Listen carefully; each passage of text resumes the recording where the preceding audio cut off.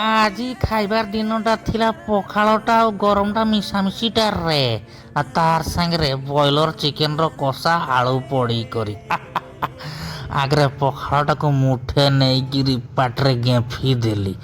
ଲୁଣିଆ ଲୁଣିଆ ଜବରଦସ୍ତ ଲାଗୁଥିଲା। ମୁଁ ଟିକେ ବାସି ପଖାଳ ଭଲ ଲାଗେ।